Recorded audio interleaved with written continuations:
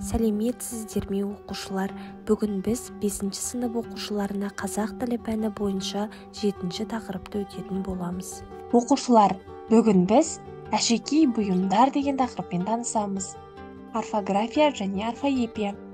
Біз бұл сабақта әшекей бұйымдармен, сөздерді дұрыс жазудағы басты ұғымдармен, сөздердің дұрыс айтылу заңдылықтарымен танысатын боламыз. Бірінші тапсырма, мәтінді оқыңдар. Әшекей зат пен бұйымның бетіне салынатын ою-өрнек, түрлі нақыштар. Мұндай әшекей нақыштар жүн бұйымдары, текемет, сырмақ, алаша, қоржын, киіз үйдің бау басқұры, ат жабдықтары, құрылыс сәулет орындары, маңдайша, жақтау, дуал, есік, киім-кешек, ыдыс-аяқ пен жиһаз, қару-жарақты әсемдеуге қолданылады. Әшекей түрлері негізінен қоғам мүшелерінің әлеуметтік мәртебесін айқындайтын қызмет атқарады. Қазақта әшекейленбеген зат, бұйым жоқ деуге болады. Қазақ шеберлері зергерлік өнерге қажетті материал ретінде алтын, күміс, мыс, жез, темір, қалайық, қорғасын, сондай-ақ ақық, алмас, гауһар, көктас, лағыл, маржан, меруерт, інжу сияқты асыл тастарды пайдаланған. Тапсырма, төмендегі сұрақтарға жауап беріңдер. Қандай бұйымдар әшекейленіп безендірілген?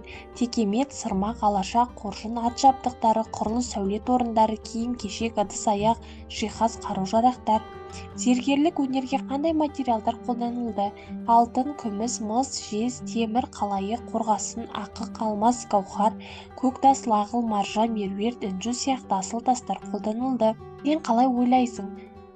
Әшекей заттар сәндік бұйым ғана емес, ол қоғам мүшелерінің әлеуметтік мәртебесін де көрсеткен.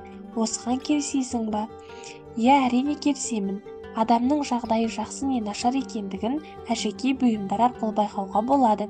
Әшекей бұйымдар жас ерекшеліктеріне байланысты тағылған, атқаратын қызметіне байланысты да ерекшеленеді. Оқушылар, орфография және орфоэпия ережесін мұқият жаттап алыңыздар.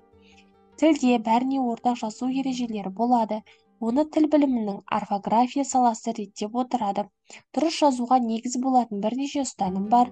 Бірінші, сөздің алғашқы қалпын сақтап жазу. Құрылысшы, құрылысшы емес. Көбелек, көбөлек емес. Қосымшаны түбір сөзінің соңғы буыны, соңғы дыбысына қарай жалғау. Кітаптар, аспанға, тағы басқа. Қалыптасқан дәстүрлі қалыпты сақтап жазу. Самаурын, кәмпит. Сөздер мен сөз тіркестерінің айтылуы мен жазылуы әрдайым бірдей бола бермейді. Сөздердің дұрыс жазылуы орфографиялық сөздікте көрсетіледі. Сөздерді дұрыс айту нормаларын орфоэпия саласына қарастырады. Орфоэпия заңдарына сүйену сөздің әуезділігін сақтап айтуға мүмкіндік береді. Мысалы, үйрек, үйрек, құлын, құлын. Сөздің дұрыс айтылуын орфографиялық сөздікте көрсетіледі. Үшінші тапсырма, көп нүктенің орнына тиісті әріптерді қойып жазыңдар. Соңғы әріп, сәндік бұйымдар, оңтүстік өңір, жанға дауа, орманға бару, күнге шағылысу, тұманға қарамай жолға шығу. Ыдысқа салынған сурет, күміс, әшекей, алтын жүзік, түссіз мөлдір, су, аққу, қазсыз көл. Танакөз, зергерлік бұйым, білезіктің бағасы. Көнбіс, кісі, айтқаннан танбады, балалар көнбеді. Төртінші тапсырма, логогрифтерді шешіңдер. Бірінші қант, екінші алаша, үшінші алты, төртінші экватор.